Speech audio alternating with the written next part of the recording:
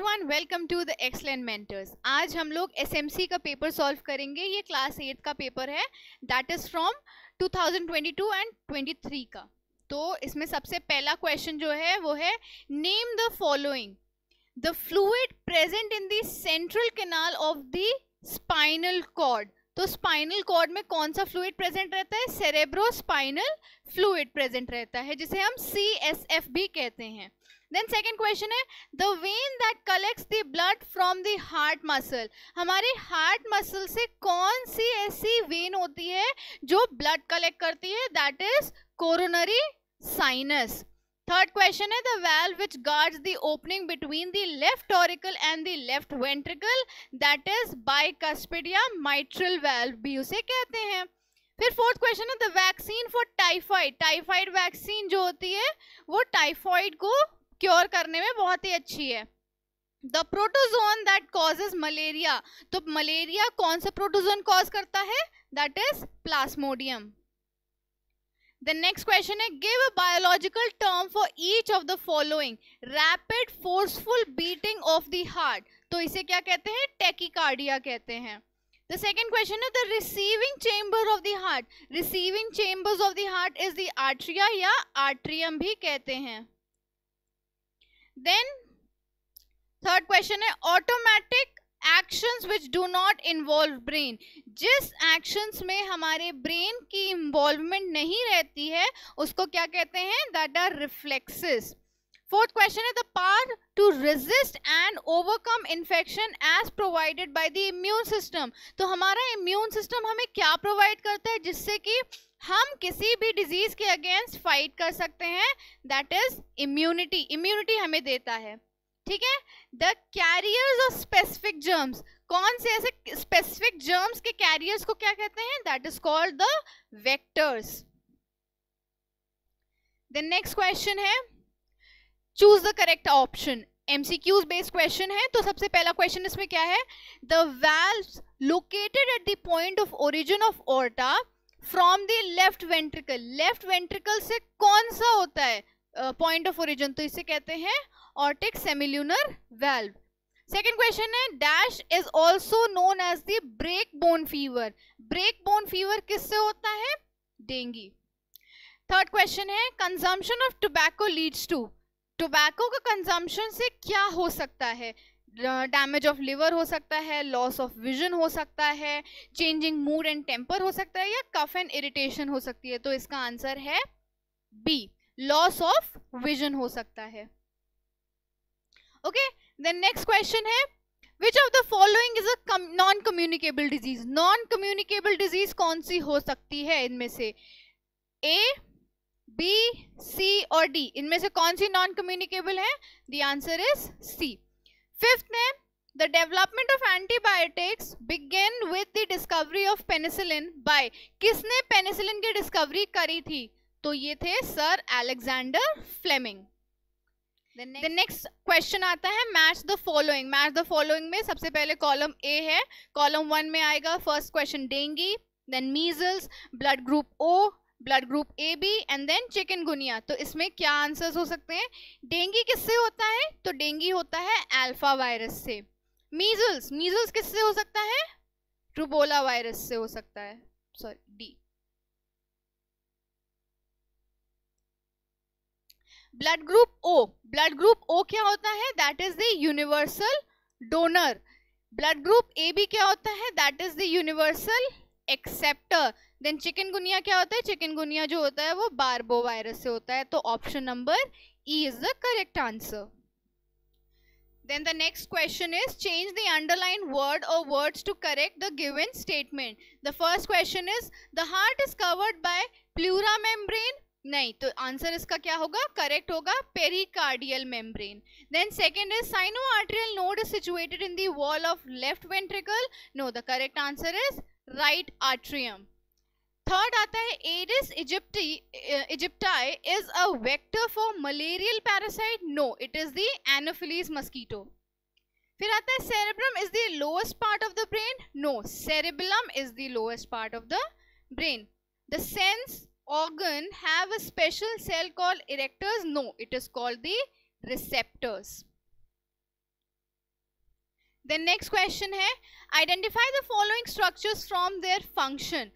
सबसे पहला क्वेश्चन है इसका, the part of the brain that maintains the balance of the body. तो हमारे ब्रेन का ऐसा कौन सा पार्ट होता है जो हमारी बॉडी का बैलेंस मेंटेन कर सकता है? That is cerebellum. Second question है the nerves which bring impulses from the sense organ to the brain और the spinal cord, those are the sensory nerves और efferent nerves. Then third question is the fluid that protects the heart from shock and jerk during contraction, pericardial fluid.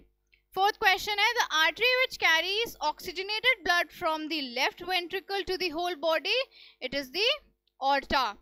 The sheath over axon which acts like an insulator and prevents mixing of impulses, myelin sheath. Okay.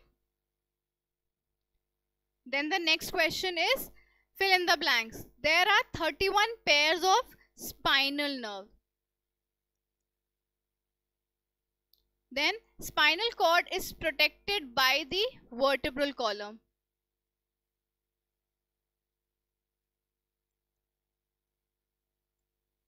Then tobacco leaves contain nicotine. Then next question is dash is the condition in which there is a complete stoppage of the heart's activity, cardiac arrest.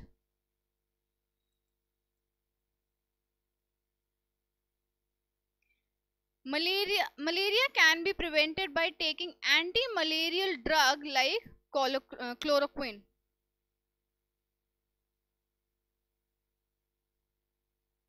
ठीक है, so the first answer is spine. Spinal nerves होती हैं 31 pairs और 12 pair जो होती हैं वो cranial nerves होती हैं। फिर आता है spinal cord. Spinal cord vertebral column से प्रोटेक्टेड होता है। देन टोबैको लीव्स जो होते हैं उनमें निकोटिन होता है। कार्डियक अरेस्ट एक ऐसी कंडीशन होती है जिसमें हार्ट जो होता है वो कंप्लीटली बंद हो जाता है। एंड क्लोरोक्विन जो होती है वो एक एंटी मलेरियल ड्रग होती है जिसकी वजह से malaria can be prevented. Then next question पे आते हैं, write to differences between the voluntary and reflex action.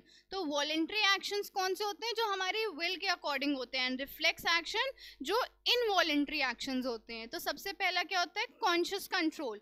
Conscious control मतलब जो हम कॉन्शियसली कंट्रोल कर सकते हैं, सोच समझ के कंट्रोल कर सकते हैं। वॉलेंट्री एक्शंस क्या होते हैं, these actions are under conscious control, that means those actions which can be controlled by oneself, meaning an individual can decide to initiate, modify and stop। initiate कर सकता है कोई भी action, उसको modify या change कर सकता है, या उन actions को रोक सकते हैं जब भी हम चाहें। तो ऐसे actions जो होते हैं वो हमारे voluntary actions कहते हैं। They involve a conscious decision making process and are usually associated with the skeletal muscles। ये जो होते हैं ये हमारे decision making processes में भी involved होते हैं and इनके जो process होते हैं वो skeletal muscle से associated होते हैं। For example, raising your hand or walking। अब जब भी हम मन करेगा तब हम walk कर सकते हैं, अपने hands, legs की movement कर सकते हैं। So those actions are the voluntary actions। Then आता है रिफ्लेक्स एक्शन। रिफ्लेक्स एक्शन में कॉन्शियस कंट्रोल कैसे हो सकता है? रिफ्लेक्स एक्शन जो होता है on the other hand are the involuntary and occur automatically, मतलब कि ये अचानक से होते हैं, हमारी विल का इसमें कोई भी रोल नहीं होता है। हमारे स्टिमुलस के अकॉर्डिंग ये क्या करते हैं, परफॉर्म करते हैं या रिस्पॉन्स करते हैं। They are rapid automatic response that do not involve conscious thought. ये एक ऑटोमेटिक रैपिड थॉट होता है, अचानक से हुआ कोई भी एक्शन जो स्टिमुलस होता है अचानक से आएगा, तब हमारा कॉन्शियस लेवल जो होता है इसको नहीं अडेप्ट कर पाता है, वो थॉट जो होते हैं वो रिफ्लेक्स एक्शन में आते हैं। For instance the quick withdrawal of hand from the hot surface. अब अगर आपने कोई हॉट सरफेस या हॉट कप पकड़ा है तो अगर आपको बहुत ज़्यादा तेज से अचानक से गर्म लगेगा तो आप तुरंत अपना हाथ हटा लेंगे बिना कोई कॉन्शियस थॉट उसमें लगा करके। सो रिफ्लेक्स एक्शन में कॉन्शियस थॉट्स की हमारी ज़रूरत नहीं होती है। देन आता है speed of response. Speed of response क्या होता है, उसमें वॉलेंट्री एक्शंस क्या होते हैं कि कितनी तेज़ी से हम रिस्पॉन्स कर सकते हैं। वॉलेंट्री एक्शंस जो होते हैं वो जनरली स्लोअर होते हैं, स्लाइटली उनका स्लोअर रिस्पॉन्स टाइम होता है, because they require conscious thought, हमारे सोचने समझने की शक्ति उसमें चाहिए, एंड डिसीजन मेकिंग के लिए भी हमें सोच करके अच्छे से सोच समझ के कोई भी काम करना पड़ता है। तो जो ब्रेन होता है वो प्रोसेस करता है किसी भी इंफॉर्मेशन को, जो भी इंफॉर्मेशन हमारे एनवायरनमेंट में है वो इंफॉर्मेशन हमारा ब्रेन प्रोसेस करेगा in this voluntary action, and फिर उसके अकॉर्डिंगली ही रिस्पॉन्स हमारा जनरेट होगा based on that cognitive processing. What do you mean by cognitive processing? Mental process. जो भी आपके मेंटल प्रोसेसेस होंगे that is including the cognitive processing. ये रिस्पॉन्स टाइम जो होता है may vary depending on the complexity of the action, कितना difficult है कितना इजी है, इसके अकॉर्डिंगली आपका रिस्पॉन्स टाइम जो होगा वो वेरी कर सकता है। देन सेकेंड है इसका अगेन स्पीड ऑफ रिस्पॉन्स में रिफ्लेक्स एक्शन कैसे होता है। तो रिफ्लेक्स एक्शन जो होते हैं ये characterised by their rapid and immediate response, अचानक से रैपिडली होता है, इमीडिएट रिस्पॉन्स भी निकलता है। कोई भी गर्म सरफेस को टच करेंगे तो हम सोच समझ करके तो करेंगे नहीं, अचानक से ही हाथ हमारा क्या हो जाता है, रिफ्लेक्स होता है, अचानक से ही हम हाथ हटा लेते हैं, तो यहाँ पे इमीडिएट रिस्पॉन्स होता है। तो जो न्यूरल पाथवेज होते हैं that involves in the reflex arc, ये रिफ्लेक्स आर्क में होते हैं and are design to bypass conscious thought. हम कॉन्शियस थॉट्स के आगे चले जाते हैं, मतलब कि यहाँ पे सोच समझ करके हम कोई भी काम नहीं कर पाते हैं, and go directly from the sensory neuron to the motor neuron. हमारे पास इतना भी टाइम नहीं होता है कि हम अपने उस चीज़ को, उस थॉट को प्रोसेस कर पाए, वो इतनी रैपिड होता है कि वो डायरेक्ट सेंसरी न्यूरॉन से मोटर न्यूरॉन में चला जाता है, allowing for a quick and automatic reaction. इतना तेज होता है कि वो एक क्विक और ऑटोमेटिक रिएक्शन दे देता है किसी भी स्टिमुलस का, और स्टिमुलस कहाँ पे होता है, हमारे इन्वायरमेंट में होता है। ओके, नेक्स्ट क्वेश्चन करते हैं। Right the function of cerebrum. Cerebrum का क्या फंक्शन होता है? अगेन जो सेरेब्रम होता है ये एक लार्जेस्ट पार्ट होता है हमारे ब्रेन का, जो रिस्पॉन्स करता है बहुत सारे कॉम्प्लेक्स फंक्शंस में। ढेर सारे कॉम्प्लेक्स फंक्शन कौन परफॉर्म करता है? हमारा सेरेब्रम करता है। कौन कौन से फंक्शंस परफॉर्म करता है? Essentially of the human cognition. Again human cognition means the mental process.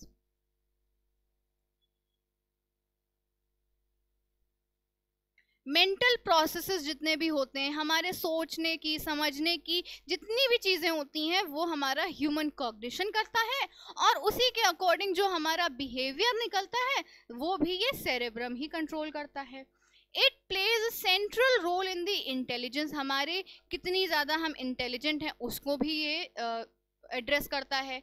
Governing processes, कैसे गवर्निंग प्रोसेस, हम क्या सोच रहे हैं, रीज़न क्या कर रहे हैं, थिंकिंग क्या कर रहे हैं, कौन से डिसीजन मेकिंग कर रहे हैं, किसी चीज़ की लॉजिकल थिंकिंग हम कितनी अच्छे से कर पा रहे हैं, वो सारी चीज़ें, जैसे कि governing processes like thinking, reasoning and decision making, ये सारी चीज़ें हम क्या करते हैं, इसी सेरेब्रम की मदद से करते हैं। इसका की फंक्शन क्या होता है? ये मेमोरी की फॉर्मेशन करने में हेल्प करता है। कोई भी मेमोरी होगी वो सेरेब्रम से हमारी फॉर्म होती है। उसका रिट्रीवल, कोई भी चीज़ें हम भूल गए हैं, हमें याद करना है, हमको सेरेब्रम की मदद चाहिए होती है।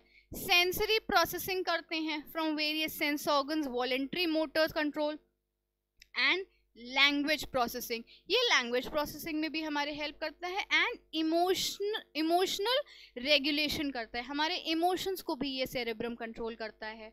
ओके, तो जो सेरेब्रम है ये contributes to the perception of the external world. What do you mean by perception? Perception का मतलब होता है how you perceive things.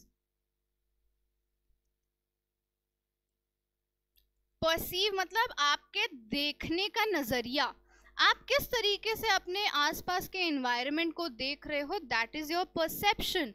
Okay, तो ये क्या करता है, ये कंट्रीब्यूट करता है आपके परसेप्शन को, आपके देखने के नजरिए को, आप अपने आसपास की दुनिया को किस तरीके से देख रहे हो।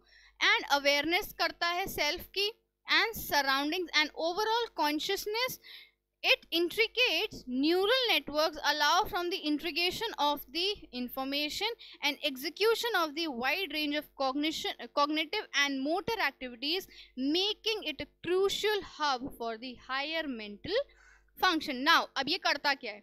ये अवेयरनेस देता है. अवेयरनेस किसकी? सेल्फ के बारे में अवेयरनेस देता है, हमारे सराउंडिंग के बारे में अवेयरनेस देता है. हम अपनी सराउंडिंग में देख करके एक्चुअली बता सकते हैं कि हाँ, हमारे सराउंडिंग में ये चीज़ें अवेलेबल है या प्रेजेंट है हमारे लिए. हमारी कॉन्शियस लेवल को चेक करता है. कॉन्शियस लेवल मतलब कि हम कितने ज़्यादा सतर्क हैं अपने लिए या अपने इन्वायरमेंट को लेकर के. और ये क्या करता है कि ये न्यूरल नेटवर्क देता है जो अलाउ करता है ढेर सारी इंफॉर्मेशन को हमारे दिमाग में स्टोर करने के लिए, और फिर वाइड रेंज ऑफ कॉग्निटिव और मोटर एक्टिविटीज उसी के अकॉर्डिंग हो पाती है. जैसे कि फॉर एन एग्जांपल, बचपन में आपको बहुत सारी चीज़ें सिखाई जाती हैं, कैसे बैठना है, कैसे उठना है, कैसे लेटना है, कैसे ब्रश करना है. There are so many activities जो आपको सिखाई जाती हैं. वो आपको आज भी क्यों याद हैं? जस्ट बिकॉज आपके वो कॉग्निशन में है या आपके कॉन्शियस माइंड में वो रहती हैं. आपको याद करने की जरूरत नहीं पड़ती है वो सारी चीजें. देन थर्ड क्वेश्चन है, compare the nervous system and the endocrine system. तो जो नर्वस सिस्टम होता है वो क्या होता है और एंडोक्राइन सिस्टम कैसे ये दोनों डिफरेंट होते हैं.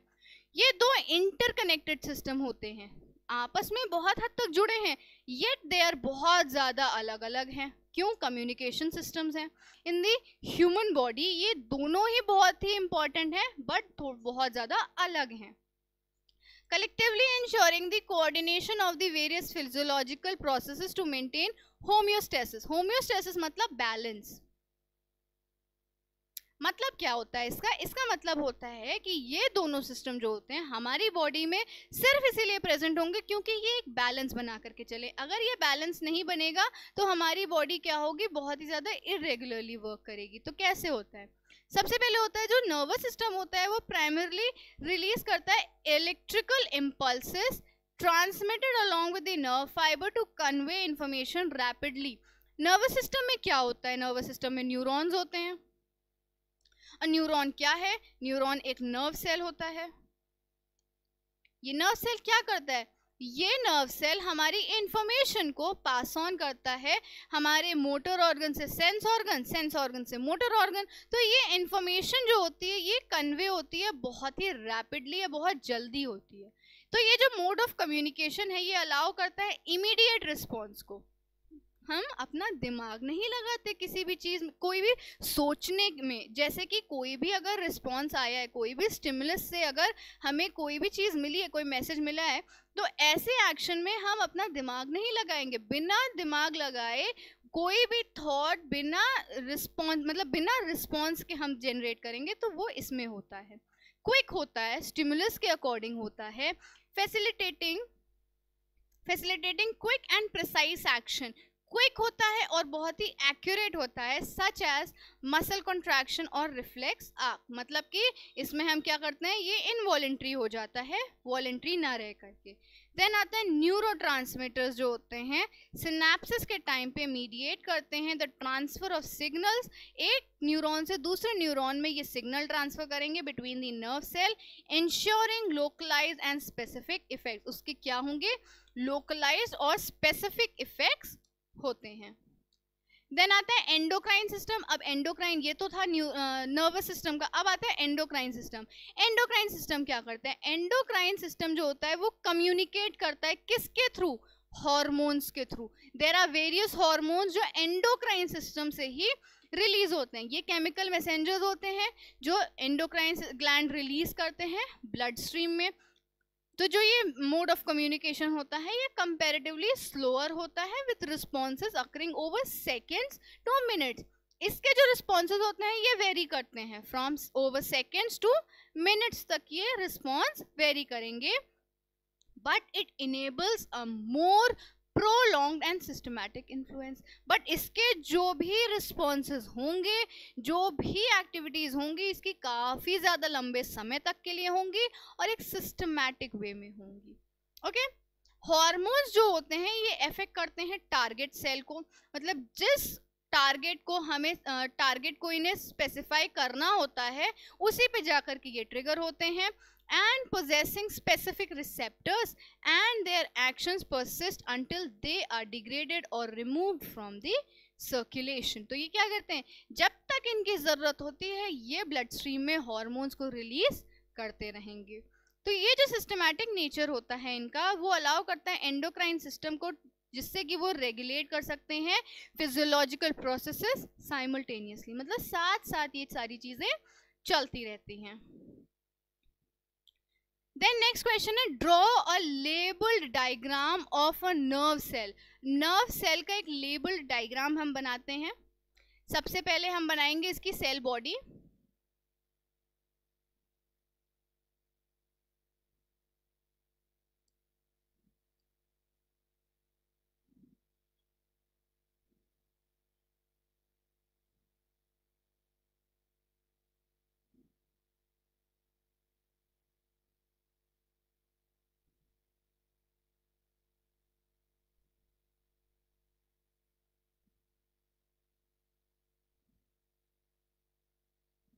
ओके, ये एक सेल बॉडी हो गई and this is the nucleus.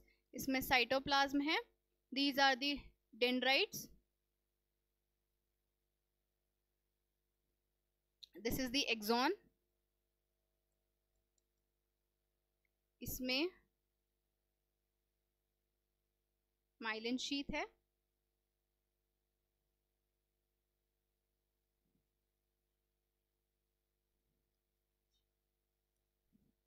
इसमें नोड ऑफ रैनवेयर है.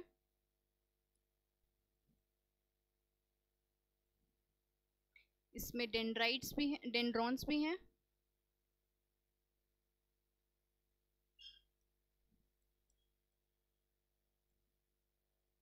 सेल बॉडी है, न्यूक्लियस है, साइटोप्लाज्म भी है, साइनेप्टिक नॉब है.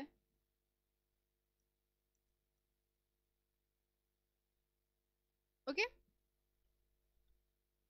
सो ये है एक नर्व सेल का डायग्राम, जिसमें डेंड्राइट्स हैं, सेल बॉडी है, न्यूक्लियस है, इसके अंदर साइटोप्लाज्म भी है. देन इसमें क्या है, इसमें एक लॉन्ग ट्यूब लाइक स्ट्रक्चर है जो कि एक एक्सटेंडेड फॉर्म होता है. एक्सटेंडेड फॉर्म है किसका, डेंड्राइट्स का, और वो एक्सॉन कहलाता है. एक्सॉन की जो कवरिंग होती है वो होती है माइलिन शीथ की, एंड माइलिन शीथ के बीच में जो गैपिंग होती है that is called the node of Ranvier. And इसकी एंड पे ये सिनेप्टिक नॉब होते हैं जिन्हें टर्मिनल नॉब भी कहते हैं, जो कि आगे सिनेप्सिस का काम करेंगे, एक नर्व सेल से दूसरे नर्व सेल में मैसेज को ट्रांसफर करेंगे. ओके, देन नेक्स्ट क्वेश्चन है, what is hypertension and what is it's cause. मतलब कि हाइपरटेंशन क्या है और ये कैसे होती है. तो हाइपरटेंशन जो होती है वो कॉमनली हाई ब्लड प्रेशर होता है, जो कि मेडिकल कंडीशन है, characterised by consistently elevated blood pressure. मतलब कि रेगुलरली जिनका ब्लड प्रेशर जो है वो बढ़ा हुआ होता है उनको ये प्रॉब्लम होती है. ब्लड प्रेशर जो होता है वो फोर्स ऑफ ब्लड होता है against the wall of the arteries. मतलब कि कितनी तेजी से आपका जो ब्लड है वो आपकी आर्टरीज के अगेंस्ट पुश हो रहा है as the heart pumps it throughout the body. जैसे जैसे हार्ट जो है वो ब्लड को पंप करता है, वैसे वैसे जो फोर्स ऑफ ब्लड है वो कैसे आर्टरीज में कितना ज्यादा अगेंस्ट उसके काम करता है. जेनेटिक हो सकते हैं. क्या कॉज हो सकता है, सबसे पहले इसका जेनेटिक कॉज हो सकता है. फैमिली हिस्ट्री हो सकती है. Family history can also play a very crucial role in that predisposing individuals of hypertension. If close family members have a history of high blood pressure, ये genetically present हो सकता है. Then second आता है age factor भी इसमें हो सकता है. तो जो रिस्क है हाइपरटेंशन का वो इंक्रीज होता है विद द एज. जैसे जैसे एज बढ़ती जाती है हाइपरटेंशन या हाई ब्लड प्रेशर की प्रॉब्लम भी बढ़ने लगती है. जो ब्लड वेसल्स होते हैं वो नेचुरली लूज फ्लेक्सिबिलिटी, वो फ्लेक्सिबिलिटी लूज कर देती हैं और धीरे धीरे स्टिफ हो जाती हैं over time and contributing to the higher blood pressure, और वो धीरे धीरे कंट्रीब्यूट करती हैं हायर ब्लड प्रेशर के लिए। Then next question है what is meant by blood group, give a brief account। blood group क्या होते हैं? तो blood group देखो क्या होता है, ये एक रेफर करता है क्लासिफिकेशन से कि ह्यूमन ब्लड जो होता है वो बेस्ड होता है किस प्रेजेंस और absence of certain antigens on the surface of red blood sales. Red blood cells में कुछ सर्टेन एंटीजेंस होते हैं जो प्रेजेंट होते हैं। The most well known blood group system is the ABO system. ABO system जो है वो सबसे ज्यादा पढ़ाया जाने वाला सिस्टम है, जो कि कैटेगराइज्ड होता है 4 मेन ग्रुप्स में, A, B, AB and O। तो ब्लड ग्रुप A जो है वो ब्लड ग्रुप क्या होता है, individuals with blood group A, इनके पास एंटीजन A होता है जो कि surface of the red blood cells में होता है। Then they produce antibodies against B antigen. Antibodies जो है ये क्रिएट करती हैं, प्रोड्यूस करती हैं किसके अगेंस्ट, B एंटीजन के। तो इसका हो जाएगा एंटीबॉडीज हो जाएगा। फिर आता है blood group B। Blood group B क्या होता है, ये individuals with blood group B, इनके पास B एंटीजन होता है सरफेस पे किसके, रेड ब्लड सेल्स के। तो ये कौन सी एंटीबॉडीज अगेंस्ट प्रोड्यूस करेंगे, एंटीबॉडीज किसके अगेंस्ट प्रोड्यूस करेंगी, A एंटीजन के लिए, इसीलिए ये एंटी A एंटीबॉडीज कहलाती हैं। देन नेक्स्ट है blood group AB। Again same है, ब्लड ग्रुप AB जो होगा ऐसे इंडिविजुअल जिनके पास A और B दोनों एंटीजन्स होते हैं on the surface of their red blood sales and they do not naturally produce antibodies against A और B। ये किसी के भी अगेंस्ट एंटीबॉडीज प्रोड्यूस नहीं करती हैं। देन फोर्थ है ब्लड ग्रुप O। तो ये कौन सा ब्लड ग्रुप होता है, ना इनके पास A होता है ना ही इनके पास B एंटीजन्स होते हैं सरफेस पे, और इसीलिए they produce both anti A and anti B antibodies. Okay, then next question है explain pulmonary circulation and systematic circulation. तो सबसे पहले हम पल्मोनरी सर्कुलेशन पढ़ते हैं। पल्मोनरी सर्कुलेशन एक ऐसा पार्ट होता है सर्कुलेटरी सिस्टम का जो कि ट्रांसपोर्ट करता है डीऑक्सीजनेटेड ब्लड को। ये क्या करता है, ये ट्रांसपोर्ट करता है डीऑक्सीजनेटेड ब्लड को from the heart to the lungs. ये हार्ट से लंग्स की तरफ जाता है and back to the heart again. क्या करता है, डीऑक्सीजनेटेड ब्लड क्या करेगा, पहले हार्ट से लेगा, उसको लंग्स तक लेकर के जाएगा। लंग्स में वहाँ पे ऑलरेडी ऑक्सीजन पहले प्रेजेंट रहती है, वहाँ से ऑक्सीजन को कैरी करके ये डीऑक्सीजनेटेड ब्लड ऑक्सीजनेटेड बन के बैक टू द हार्ट आ जाएगा। इसमें in the lungs carbon dioxide जो होती है वो एक्सचेंज होती है for oxygen and the oxygenated blood returns to the heart to be pump to the rest of the body. As I have already told you कि deoxygenated blood heart से lungs तक जाता है, why, because it contains oxygen. Okay, और फिर ये वापस हमारी बॉडी में आ जाता है हार्ट में। देन आता है सिस्टमैटिक सर्कुलेशन। सिस्टमैटिक सर्कुलेशन क्या होता है, सिस्टमैटिक सर्कुलेशन जो होता है वो इन्वॉल्व करता है ट्रांसपोर्ट ऑफ ऑक्सीजनेटेड ब्लड। अब ये ऑक्सीजनेटेड ब्लड जो हमारी बॉडी में वापस हार्ट में आया है वो एंटायर बॉडी में हमारे सर्कुलेट होने के लिए रेडी होता है एंड देन जब वो पूरी बॉडी में सर्कुलेट हो जाता है वहाँ से ये रिटर्न करता है deoxygenated blood back to the heart और फिर से यही पूरा प्रोसेस जो होता है वो रेडी हो जाता है। तो सबसे पहले क्या होता है, हार्ट से डीऑक्सीजनेटेड ब्लड जो होता है वो कहाँ जाता है, लंग्स तक जाता है। लंग्स से ये क्या कैरी कर लेगा, ऑक्सीजन कैरी कर लेगा। ऑक्सीजन कैरी करने के बाद ये वापस से कहाँ आ जाता है, हार्ट में आ जाता है विथ ऑक्सीजनेटेड ब्लड। अब ये कहाँ जाएगा, बॉडी में जाएगा। बॉडी में किसकी जाएगा, हमारी बॉडी में ये ऑक्सीजन के साथ जाएगा और वहां से ये क्या कैरी कर लेगा, डीऑक्सीजनेटेड ब्लड कैरी कर लेगा और फिर से ये पूरा प्रोसेस चलता रहता है। That is why it is also called as double circulation. Double circulation भी इसको कहते हैं।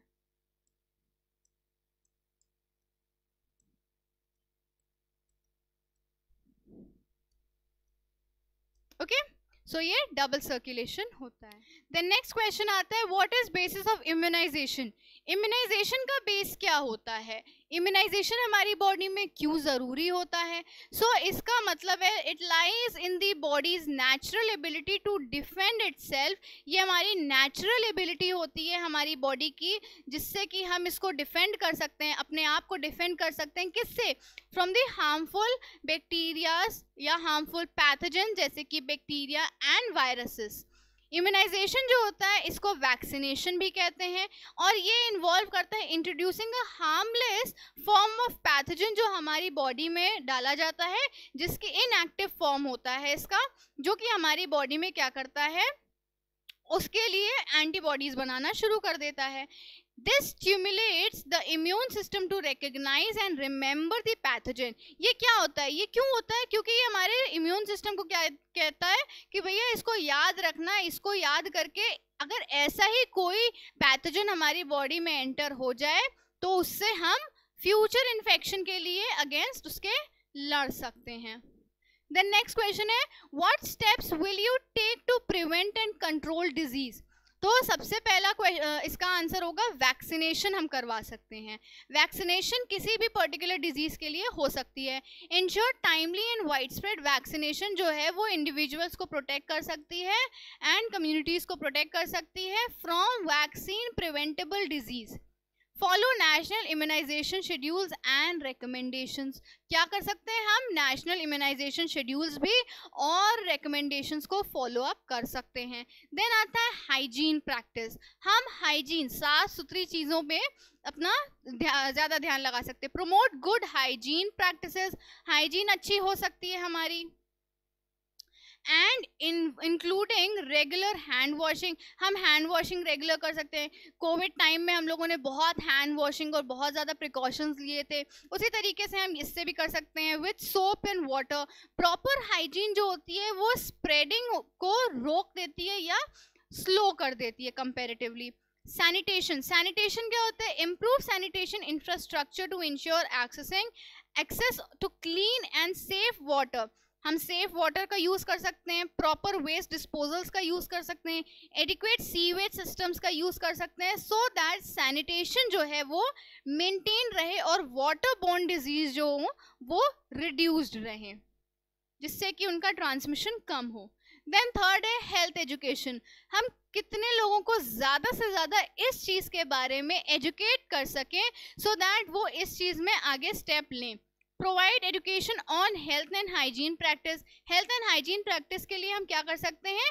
इस पे प्रॉपर अपना रोल कर सकते हैं, including information on the disease transmission, symptoms, preventive measures. हम इसमें सिम्टम्स के लिए प्रिवेंटिव मेजर्स ले सकते हैं, और नॉलेज जो होती है लोगों के अंदर अगर होगी तो वो अपने आप से ही प्रिकॉशंस लेंगे। देन थर्ड क्वेश्चन है, write the symptoms of the disease AIDS. AIDS का क्या सिम्टम्स हो सकते हैं? तो एड्स जो होता है उसका फुल फॉर्म है एक्वायर्ड इम्यूनोडेफिशिएंसी सिंड्रोम। ये एक लेट स्टेज ऑफ HIV या ह्यूमन इम्यूनोडेफिशिएंसी वायरस है, जो कि HIV वायरस के नाम से बहुत ज़्यादा फेमस है। HIV जो होता है वो क्या करता है? HIV हमारी बॉडी में अटैक करता है। किसको अटैक करेगा? इम्यून सिस्टम को अटैक करता है, स्पेसिफिकली T सेल्स को अटैक करेगा, जो कि हमारे इम्यून सिस्टम में होते हैं, इम्यून सिस्टम को फाइट करने में हेल्प करते हैं। ये हमारे इम्यून सिस्टम को वीकन कर देता है। जब हमारा इम्यून सिस्टम वीक हो जाएगा तो इंडिविजुअल जो होगा वो बहुत ज़्यादा प्रोन हो जाएगा। क्या? किससे? कोई भी बीमारी उसको कभी भी लग सकती है, कोई भी इन्फेक्शन उसको हो सकता है। तो क्या होगा? रिकरेंट इन्फेक्शंस मतलब persistent and recurrent infections such as pneumonia, tuberculosis और chronic fungal infections can occur। मतलब कि अगर हमारा इम्यून सिस्टम बहुत ज़्यादा वीक हो जाएगा तो हमारे को बार बार निमोनिया हो सकता है, या कोई भी डिजीज़ जो होगी वो बार बार होगी, और उससे और भी ज़्यादा हमारा इम्यून सिस्टम क्या होगा? वीकन होता जाएगा, और जो बार बार हमें बीमारी होगी। देन आता है रैपिड वेट लॉस। बहुत तेज़ी से वेट लॉस भी होने लगता है। Unexplained and significant weight loss भी होता है। That can also be the symptom of advanced HIV infection. Then है chronic fatigue. Persistent fatigue and weakness जो होगी वो भी देखी जाती है। मसल पेन भी होता है और जॉइंट पेन भी होते हैं। देन नेक्स्ट है swollen lymph nodes. Lymph node जो होते हैं वो भी स्वोलन होते हैं। एनलार्ज लिम्फ नोड्स स्पेशली नेक, आर्मपिट और ग्रोइन एरियाज में ये जो होते हैं ये देखे जाते हैं, मे बी प्रेजेंट। देन आता है फीवर एंड नाइट स्वेट। ये परसिस्टेंट फीवर भी होता है इसमें। नाइट स्वेट जो होते हैं वो बहुत ही ज्यादा कॉमन सिम्टम होता है इसका। देन नेक्स्ट क्वेश्चन है define the given term vaccination. पहले हम वैक्सीनेशन को करेंगे। वैक्सीनेशन क्या होता है? वैक्सीनेशन जो होता है इसको इम्यूनाइजेशन भी कहते हैं। प्रिवेंटिव मेडिकल इंटरवेंशन होता है जो कि डिजाइंड होता है किसके लिए? ये स्टिमुलेट करता है इंडिविजुअल के इम्यून सिस्टम को और ये रिकॉग्नाइज करता है किसी भी अनबॉर्न या किसी भी अनआइडेंटिफाइड इन्फेक्शन को हमारी बॉडी में। और अगर हमारी बॉडी में कोई भी अनआइडेंटिफाइड इन्फेक्शन है किसी भी स्पेसिफिक पैथोजन जैसे कि बैक्टीरिया है, वायरस है, इनके वजह से, तो इसको अटैक करता है, उससे लड़ता है और हमें प्रोटेक्ट करता है। वैक्सीन जो होती हैं वो typically contain harmless part of the pathogen या weakened inactivated form of the pathogen जो हमारी बॉडी में एंटर किया होता है या एंटर कराया जाता है। When administered, vaccines prompt the immune system to produce an immune response including the production of antibodies and the formation of memory cells. ये क्या करता है? As I've already told you in the previous question कि हमारी body में एक memory form कर देता है कि हाँ ऐसा भी अगर कोई सिमिलर पैथोजन हमारी बॉडी में एंटर हो तो भैया हमें इससे लड़ना है, इससे हमें प्रोटेक्शन चाहिए क्योंकि ये हमारी बॉडी को हार्म कर सकता है। If the person is later exposed to the actual pathogen, अभी तो ये inactive फॉर्म में हमारी बॉडी में डाला गया है, बट सपोज अगर हमारी बॉडी में एक्चुअल वो पैथोजन आ गया है जिसका इनएक्टिव फॉर्म हमारी बॉडी में है, तो वो क्या करेगा? वो इनएक्टिवेटेड जो वैक्सीनेशन होगी वो हमारी बॉडी में एंटीबॉडीज बना देगी जिससे कि हम उस इन्फेक्शन से लड़ने के लिए केपेबल हो जाएंगे। The immune system can mount a rapid effective response जिससे कि क्या होगा? वो हम उस डिजीज की सीवियरिटी से बच जाएंगे। देन नेक्स्ट आता है रिफ्लेक्स आर्क। रिफ्लेक्स आर्क क्या होता है? रिफ्लेक्स आर्क एक न्यूरल पैथवे होता है जो कि कंट्रोल करता है किसी भी रिफ्लेक्स एक्शन को। ब्रेन से होता है बट हमें कोई भी वॉलेंट्री एक्शन करने का टाइम नहीं मिलता है। रिफ्लेक्स एक्शन जो होता है वो बहुत ही रैपिड होता है, इनवॉलेंट्री रिस्पॉन्स होता है उससे जो कि हमारे एनवायरनमेंट में प्रेजेंट है। क्या हमारे एनवायरनमेंट में प्रेजेंट है? स्टिमुलाई प्रेजेंट है जो हमें प्रोटेक्ट करता है हमारी बॉडी को हार्म होने से। जो रिफ्लेक्स आर्क है वो क्या करता है? इन्वॉल्व होता है एक स्पेसिफिक सीक्वेंस ऑफ इवेंट्स में। A sensory receptor detects a stimulus, a sensory neuron transmit signal to the spinal cord. अब ये क्या करता है? तो जो ये रिफ्लेक्स आर्क है ये इन्वॉल्व करता है एक स्पेसिफिक सीक्वेंस ऑफ इवेंट्स में। सेंसरी रिसेप्टर्स जो होंगे वो स्टिमुलस को डिटेक्ट कर लेंगे। सेंसरी स्टिमुलस, ये सेंसरी रिसेप्टर्स जो होते हैं ये स्टिमुलस को क्या करेंगे? ये डिटेक्ट कर लेंगे। मान लो हमारे पास कभी कोई स्टिमुलस ऐसा आया जो हमें हार्म हो सकता है, हमको हार्म है उससे, हम उसको नहीं डिटेक्ट कर पाए, बट हमारा जो ये सेंसरी रिसेप्टर है वो स्टिमुलस को तुरंत डिटेक्ट कर लेगा। तुरंत ही सेंसरी न्यूरॉन जो होंगे वो ट्रांसफर होने लग जाएंगे, ट्रांसमिशन होने लग जाएगा सिग्नल का हमारे स्पाइनल कॉर्ड से। तुरंत हम उस चीज को हटाने की कोशिश करेंगे अपने हाथ से। तो जो इंटर न्यूरॉन है वो प्रोसेस करता है उस इंफॉर्मेशन को बहुत ही रैपिडली और मोटर न्यूरॉन तुरंत एक्टिवेट हो जाएगा और उसको कैरी करेगा सिग्नल रिस्पॉन्स को। फिर वो क्या करता है? उसको जब अवे ले जाएगा, मतलब स्पाइनल कॉर्ड से हटा देगा। And finally an effector, usually a muscle और ग्लैंड, जो कैरी आउट करता है उसका रिस्पॉन्स, वो उसको कैरी आउट करेगा। तो जो ये एंटायर प्रोसेस होता है ये हमारे विदाउट हमारे कॉन्शियस लेवल को या कॉन्शियस थॉट को इन्वॉल्व करे होता है, allowing the body to respond quickly. बहुत तेजी से हमारी बॉडी रिस्पॉन्ड करती है उस डेंजरस स्टिमुलाई से, such as withdrawing a hand from hot surface या blinking in response to a sudden bright light। तो ये सारे हमारे स्टिमुलाई हो सकते हैं। Then next question है expand the following abbreviation HIV, OPV and SAN। तो HIV का फुल फॉर्म क्या है? Human immunodeficiency virus. OPV का फुल फॉर्म क्या है? ओरल पोलियो वैक्सीन, और SAN का साइनो आर्ट्रियल नोड है। Okay, next.